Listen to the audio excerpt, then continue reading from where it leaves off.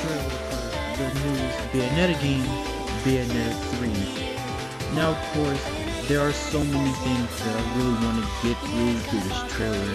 Talking about, things such as soundtrack, a little bit of the gameplay that I find very interesting, and most importantly, Bayonetta's current design for this game, because something about it looks a hell of a lot familiar.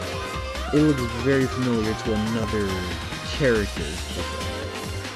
Now, first things first, I want to talk about the game's soundtrack. The soundtrack has always been amazing in the Bayonetta games, and it uses songs, a cover of songs that I never heard of until I played those games. So I wonder how are they going to switch up the soundtrack a little bit, like the themes of it, of the soundtrack for the third game, instead of, how they, or keep it in the same, theme like they did with Bayonetta's 1 and 2, with songs like Flight into the Moon and Moon River. And I'm going to include Tomorrow is Mine, because it's still part of the soundtrack nonetheless. Let's talk about gameplay. Most of this stuff is subject to probably change, but Which Time has indeed fact returned from the previous 2 games, and it features like a new torture system right here.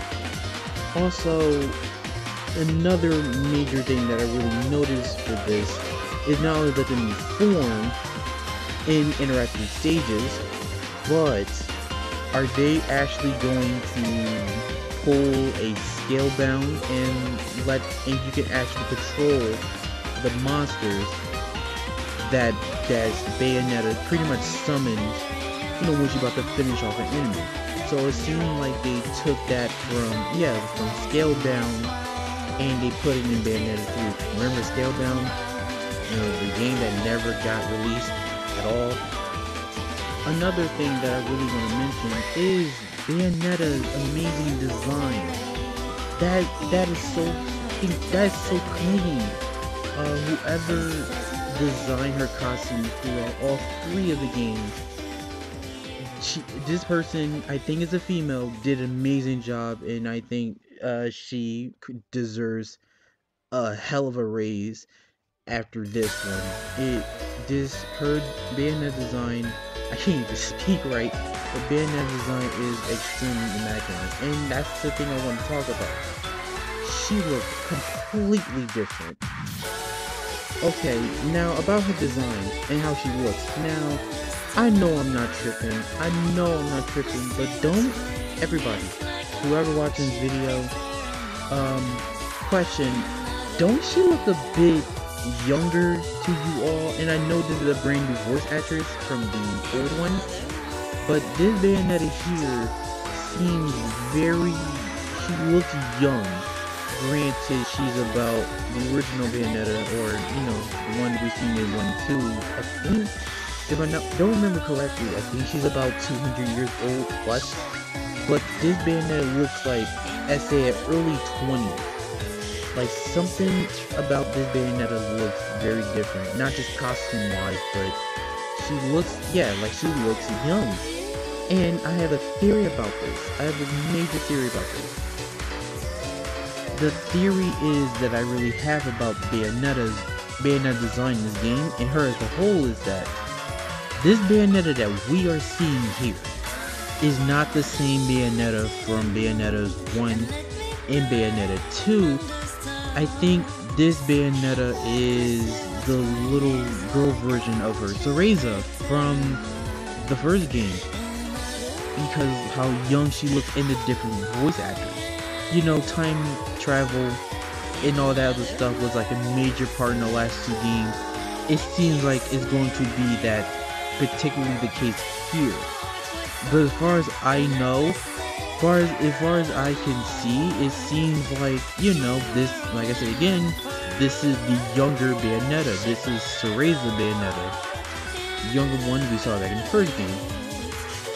And that the original Bayonetta that we know from 1 and 2 is is dead or is going to die in this game.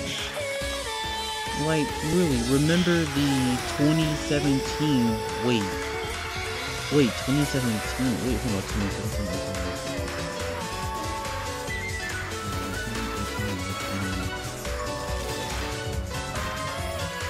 oh my god, it's been 4 or 5 years since we even got an announcement for this game.